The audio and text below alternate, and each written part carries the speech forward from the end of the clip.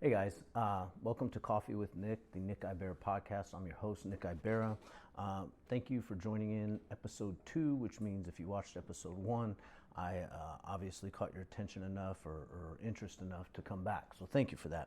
If you like what you see, please subscribe, please like this video, and please share. That's what's going to help this podcast spread. So last time we talked about our legacy and what it is to develop what we want in our life to be looked back upon once we're not here any longer.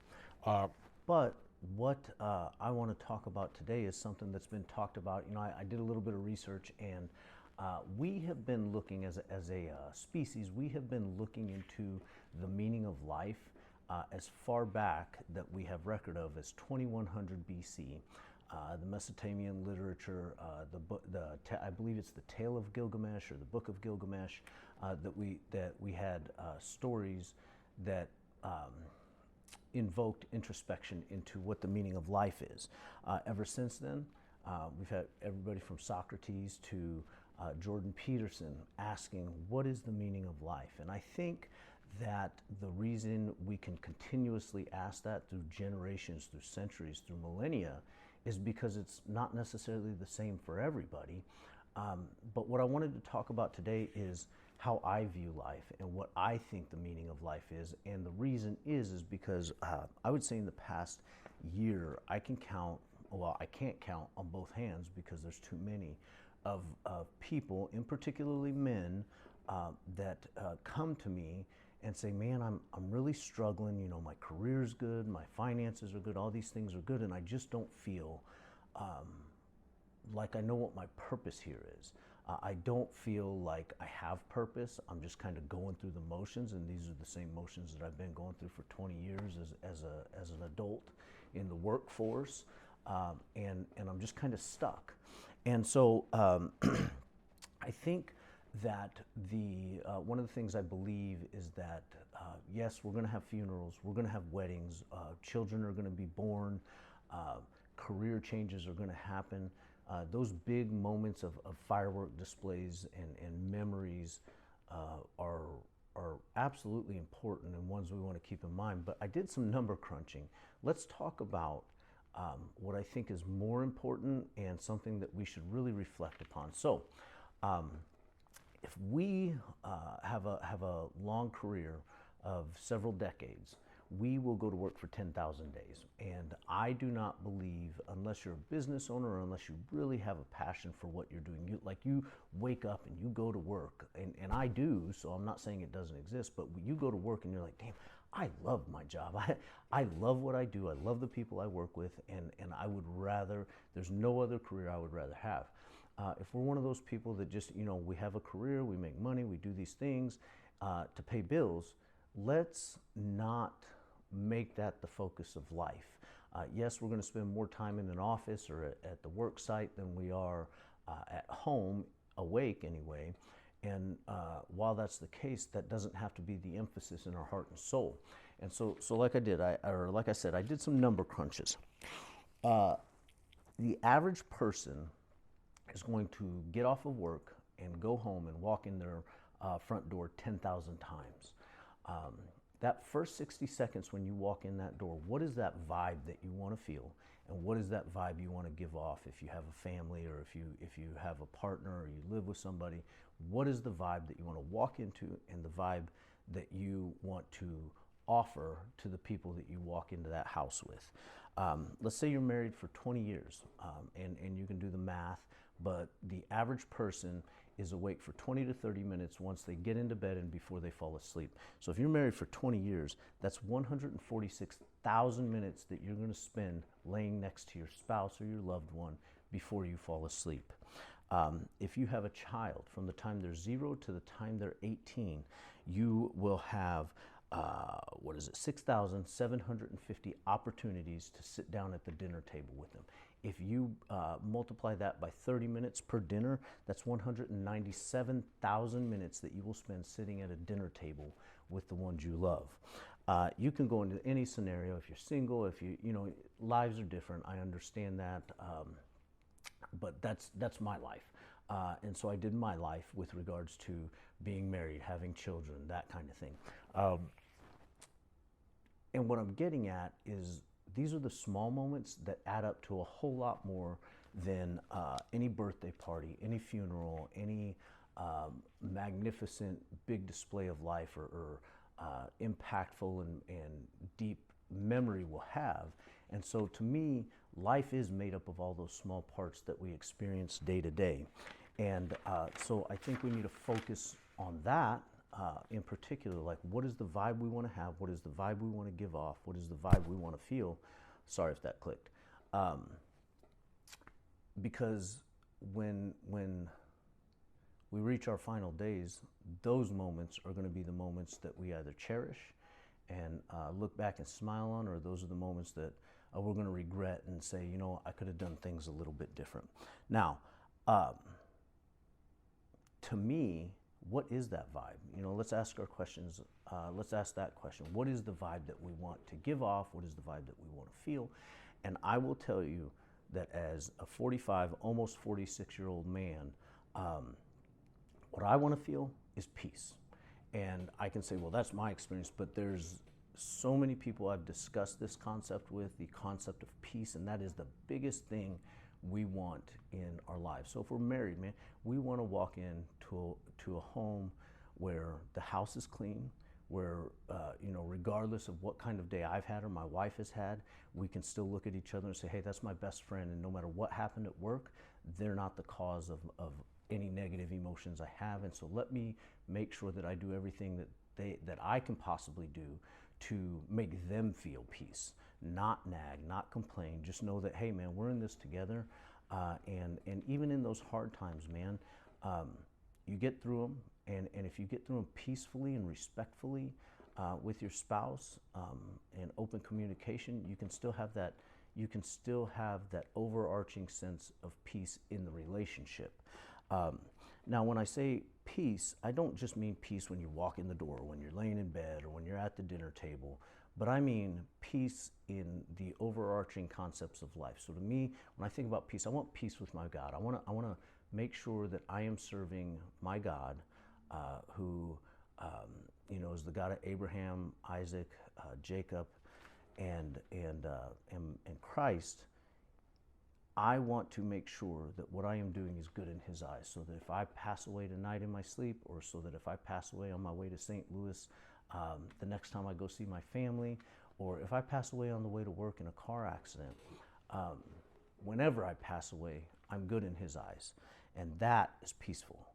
I want to make sure that there's peace in my finances, that I am making more than I'm spending, that I'm not having to sweat a mortgage payment or a utility payment. And I understand with that, I need to not always being, you know, I stress about those things, and I think everybody does at some point in time, but I think the important thing is that the overarching concept is, hey man, these bills are going to be paid because I'm doing what's right. I'm working hard, I'm frugal with my money, I'm responsible with how I spend my money, and that brings me peace.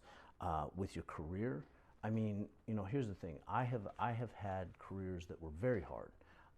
Both physically and mentally. I'm an Iraq veteran, 47 missions out of the wire in enemy territory, and I've seen some horrific things. But I will tell you this: I felt more purpose in that job than I have any job since. And I will say a very close second is what I do now as a personal trainer. I'm helping people transform their lives into happier and healthier experiences.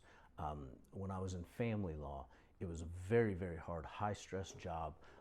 You know, they say that fecal matter rolls downhill, and I was at the bottom of that hill. They couldn't call their ex-spouse and yell at them for what they did, so they called their paralegal and yelled at them. That kind of thing. You know, you're dealing with some horrific things, but I felt purpose, and that brought a sense of peace. With your relationships, here's the thing: my wife and I, we started off our first 2 years of our relationship, which the tail end of that first 2 years was the beginning of our marriage. We were not serving the God that we both believed in. We were making poor decisions, not only in our own actions, but with who we surrounded ourselves with, and it was anything but peaceful. We came to a point, and it was a fork in the road where it was like, if we're going to make this relationship work, we have to put God first, and we have to put our relationship, our marriage, second, above anything else, above friendships, above family, above every single thing. And when we did that, we cut the fat. We stopped hanging out with a lot of friends that we considered to be toxic, and we put each other first, only second to God. And our relationship since then has been phenomenal. Yeah, we have our bumps in the road and our hiccups, but it's been phenomenal, and it has been peaceful. Like, I look forward to coming home. I've been in relationships before that I would sit in the driveway for 45 minutes looking at a windshield because I did not want to go inside. These days, man, when I'm done with that last training session for a client, I grab my keys and I go, and I come home and I'm getting my stuff in the house so I can get it put down and kiss my family, because that brings me peace, because my wife brings me peace, because walking in my home brings me peace. And then we need to have what I believe is peace within ourselves. Whatever we feel is nagging at us, nagging at our souls, nagging at our minds, we need to address those things, and we need to address them as soon as possible, because if we don't, they build, and then when the new things come that nag us and tug at our soul or tug at our mind, they compound. And so we just need to be addressing our mental health, our emotional health, and regardless of how we do that, whether it's through church leaders, therapists, what have you, it's something that we need to be sure that we are keeping up on. And I say the self is as important as anything else, because if you're not taking care of yourself, how are you going to be a good father? How are you going to be a good husband? How are you going to be a good employee? How are you going to be a good friend, brother, sister, whatever role you're playing in the moment of life you're living. If you're not taking care of yourself, how are you supposed to take care of the relationships and the situations around you? So those are two huge things with regards to life, but there's a couple more that I want to touch on.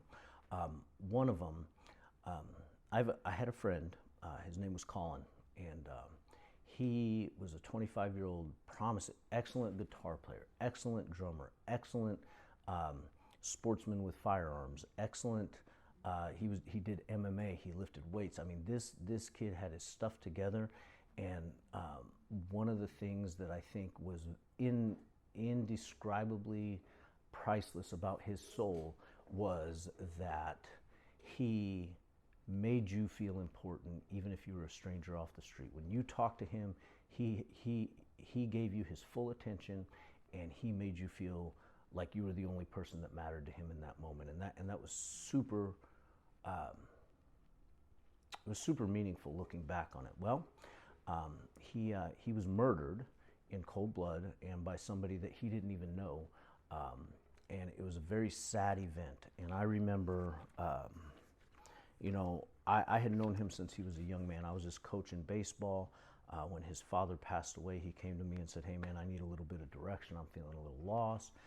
And so I'd kept in, I'd known him and kept in touch with him for upwards of 20 years, I would think, something like that. And when he passed away, I'll never forget meeting his mom at his brother's doorstep. And she hugged me and she said, "You meant so much to him." And that meant so much to me, because here I am holding a grieving mother who not 30 minutes ago had no clue that she was going to lose a son that day.